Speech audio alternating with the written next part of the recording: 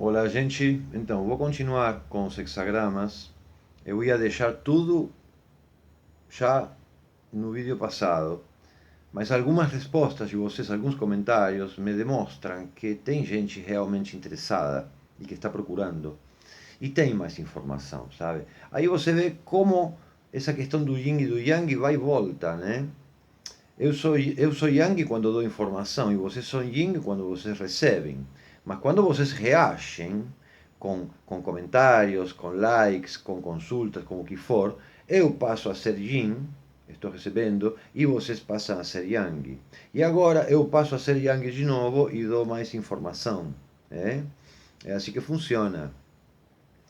É, essa questão dos hexagramas tem mais informação, sabe? Estão as relações de correspondência que são bem importantes. Já se planteiam a partir dos trigramas. Nas posições você tem a posição 1 é Yang, a 2 é Yin, a 3 é Yang, a 4 é Yin, a 5 é Yang, a 6 é Yin. Aí você já vê uma relação de correspondência entre o trigrama superior e inferior. Porque o trigrama inferior tem duas linhas Yang, estamos falando das posições, não das linhas, ok? Tem duas polaridades Yang e uma Yin. E o trigrama superior tem duas polaridades Yin e uma Yang. Ou seja, a primeira linha, a primeira posição do trigrama inferior é Yang. A primeira posição do trigrama superior é Yin. E se vocês vão ver a configuração dessas polaridades, vocês vão ver que embaixo está Kan, embaixo está Li e acima está Kan, que são os dois trigramas que no baguá do seu posterior ocupam o lugar do criativo e do recetivo tinham no baguá do seu anterior, ok? E aqui a gente vê que estão invertidos, porque no baguá do seu posterior vocês têm Li acima e Kan embaixo. Aqui você tem Kan embaixo e Li acima. Por quê? Porque as posições são o espaço. E as linhas são o tempo. E funciona é como se fossem duas rodas, uma em cima da outra. É o tempo que se desplaça sobre o espaço. No espaço, no espaço, o baguá se inverte. Faz isso. E do outro fica nessa situação. Eles se combinam. Aí se dá aquele caduceu que eu falei com vocês do yin e do yang, só que nesse caso se dá em forma horizontal. Por isso vocês vão ver que em vários hexagramas vocês têm um trigrama acima, outro trigrama embaixo, e no próximo vocês têm invertido, tipo o hexagrama 11 e o 12, onde vocês têm o criativo, o recetivo acima, no 11, na paz, e o criativo embaixo. E no 12 vocês têm o criativo acima e o recetivo embaixo. E por que se dá essa paz? Se dá porque o criativo e o recetivo se unem, porque o criativo tende a descer e o recetivo tem a tendência de descer e o criativo tem a tendência de subir. Então eles se encontram, há um encontro. Na estagnação acontece o contrário. O criativo que está em cima vai para cima e o recetivo que está embaixo vai para baixo, então eles se separam, daí a estagnação. Então as posições têm analogias. A posição 1 tem analogia com a posição 4, que seria a primeira do trigrama superior. A posição 2 tem analogia com a 5. E a 3 do trigrama inferior tem analogia com a 6, a terceira do trigrama superior. Para que essas correspondências sejam complementares, as polaridades têm que ser inversas, ok? Uma yin e outra yang, ok? Acontece algo similar ao que acontece com os ímãs. Você coloca positivo com positivo e se rejeitam. Você coloca positivo com negativo e eles se atraem, ok? É um exemplo um pouco burdo, mas é válido. A correspondência mais importante é a 2 e a 5, as linhas centrais dos trigramas inferior e superior. Quando elas são inversas, eu dei um exemplo válido no vídeo passado, quando falei dos hexagramas, quando eu falei, por exemplo, de um governante que é fraco, mas tem um funcionário forte. Sim?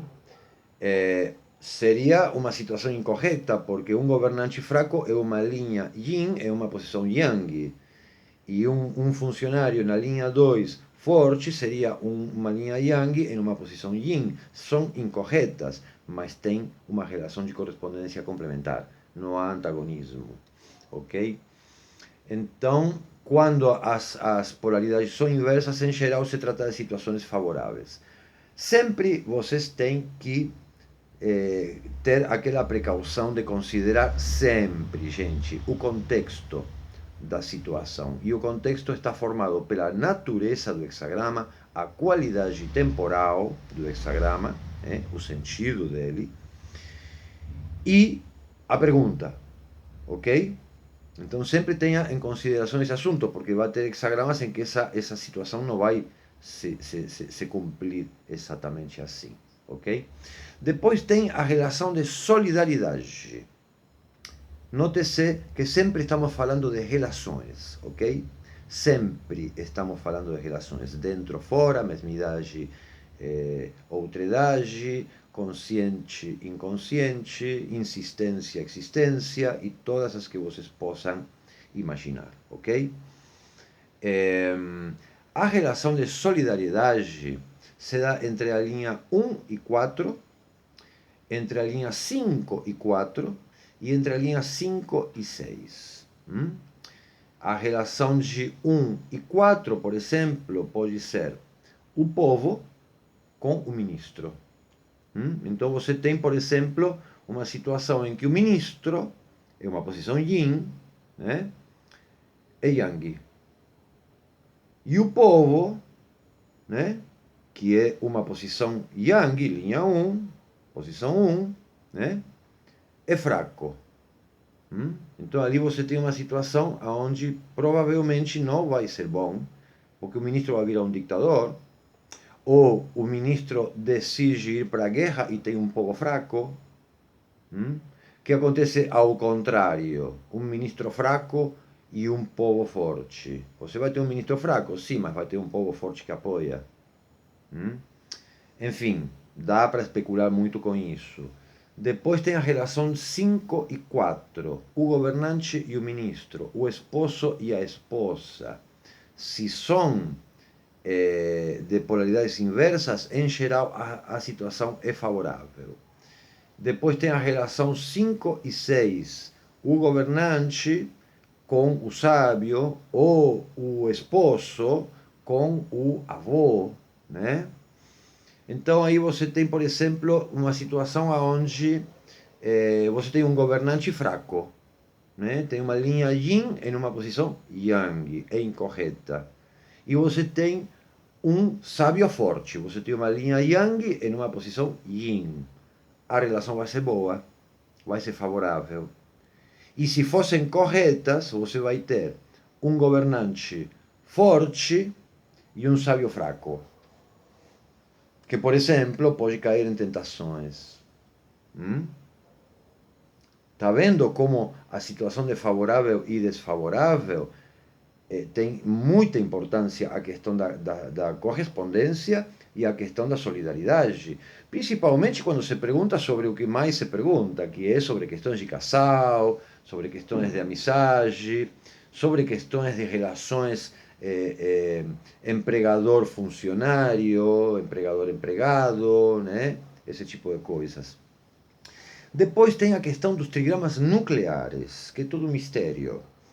Os trigramas nucleares você vai encontrar no segundo livro, o livro dos comentários, onde aparecem os comentários de Confúcio e os discípulos de Confúcio, né? Se formam das linhas 2, 3, 4 e 5. Não se incluem nos trigramas nucleares a linha 1 e a linha 6. Essas linhas ficam fora dos trigramas nucleares, não se consideram. De tal forma que eles se entrecruzam.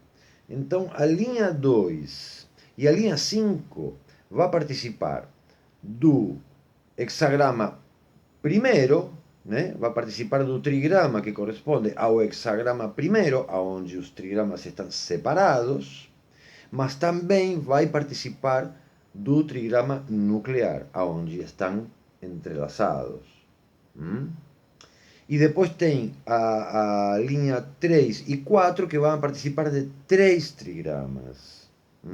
Vão participar do primeiro, aonde estão separados, tem um acima e um embaixo. Vão participar do trigrama inferior, do trigrama nuclear, mas também vão participar do trigrama superior do trigrama nuclear. Ok?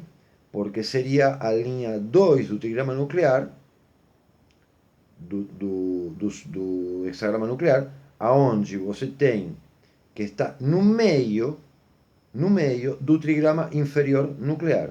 E ao mesmo tempo, essa linha a linha 3 seria, essa linha está participando também do trigrama superior, porque é a linha inferior do trigrama superior. E com a 4 acontece a mesma coisa.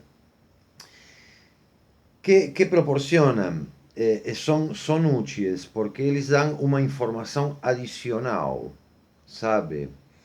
Eles dão aquele porém, sabe? Quando você explica uma coisa e você diz, olha, isso é assim, por isso, né?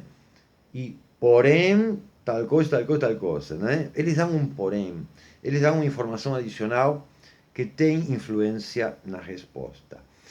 Isso tudo é muito interessante porque enriquece a possibilidade das interpretações. Às vezes as interpretações ficam muito superficiais, sabe? E uma pessoa que consulta, uma pessoa que quer saber sobre um assunto, principalmente se se trata de um assunto que provoca ansiedade, que provoca angústia, sabe? Uma resposta superficial, tipo, tirou o hexagrama 52, né? Ah, fica quietinho. A pessoa não está pagando, né? Às vezes. Então, a pessoa quer mais informação, né? E por outro lado, toda essa informação que a gente pode exprimir dos hexagramas dá a possibilidade, abre um caminho, sabe? Abre um caminho para o análise das situações, para aquilo que eu gosto de chamar I Ching terapia, o I Ching terapêutico, o I Ching sapiensal, aquele que tem a ver com a sabedoria, que já não cumpre só a função de oráculo, cumpre uma função de filosofia de vida, aquele I Ching que ensina a gente a viver, sabe? Mas para isso precisa análise, não é aquela coisa superficial, sabe? E um exemplo, né? Você se encontra com alguém que tem relações tóxicas. Não importa se é homem, se é mulher, se é LGBT, não interessa isso. Uma pessoa que se relaciona com as pessoas erradas, sabe? E sempre sai machucado, ou machuca, né? De uma das duas coisas, né? Como aquele caso que não sei se eu contei para vocês, aquele rapaz que era muito yang, até tinha situação de violência no meio, e acabou chorando, porque a mulher em algum momento virou yang e deu um corte na situação, falou, não, você não me encosta mais um dedo, acabou, né? Também acontece. Então, aí a pessoa, tá, e o I Ching vai responder, não, olha, essa pessoa é tóxica, não presta, deixa para lá, beleza. Aí todo mundo entende. Essa seria uma resposta superficial. Porque, por exemplo, se eu estivesse tratando essa pessoa, se eu estivesse sendo o consultor dessa pessoa, eu ia a convidar ela para fazer a pergunta obrigada. Por que você se relaciona com pessoas tóxicas? Porque os vínculos se formam de a dois. Não tem aquela coisa, ninguém obrigou. Por que você tem essa tendência a se relacionar com homens ou com mulheres, sei lá, imaduros, ou galinhas, né? Ou até relações sadomasoquistas? Eu não acredito muito naquilo de, eu sou a vítima porque eu sou a masoquista e o outro é o sádico. Não, para que tenha um sádico tem que ter um masoquista. Senão não acontece. E tem perversão dos dois lados. Então ali você precisa de análise e aí você vai falar para a pessoa, olha, pergunta mais, pergunta por que você se relaciona com esse tipo de gente. Aí entra já uma questão mais analítica. Isso eu reconheço, não é fácil de entender, leva tempo digerir toda essa informação, mas é útil, viu, gente? É útil. E se vocês não entendem muito, bom, façam o que faz tanta gente. Eu recebo constantemente, eu faço uma espécie como de.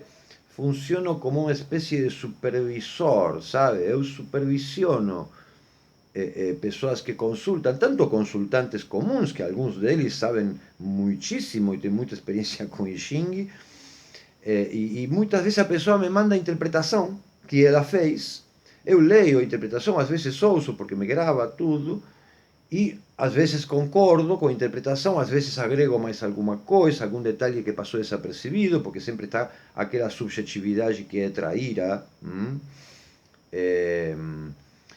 tendenciosa, né?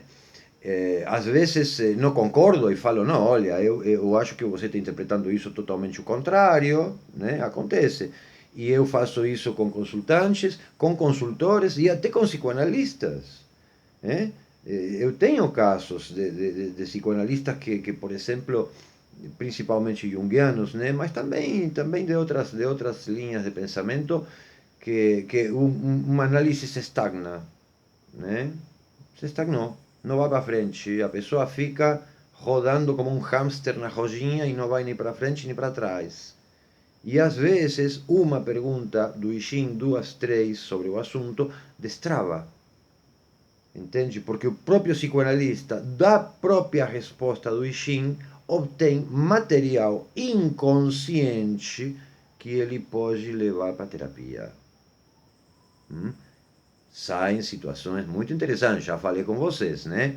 É muito recorrente encontrar a situação de pessoas que depois de um tempo falam, olha, eu fazendo essa questão com I Ching, com você e não sei o quê, eu consegui conscientizar assuntos que me levavam anos de terapia. Eu tentei fazer essa questão de vocês próprios, funcionar como supervisores de vocês próprios, lembram? Ali no Facebook. Não rolou, não rolou. Acho que vocês ficaram com muita vergonha. Eu não sei muito bem o que aconteceu ali. Inclusive eu sugeri que vocês próprios interpretaram as suas respostas, que eu ia ficar de fora, só supervisionando o assunto. E não rolou. Bom, não importa. Às vezes rola mais para frente, quem sabe? O grupo ainda está aí, né? Nunca se sabe. Mas então, gente, por hoje vai ser isso. Eu queria completar essa informação. Tomara que seja útil para vocês. E já já estamos de volta. Até mais.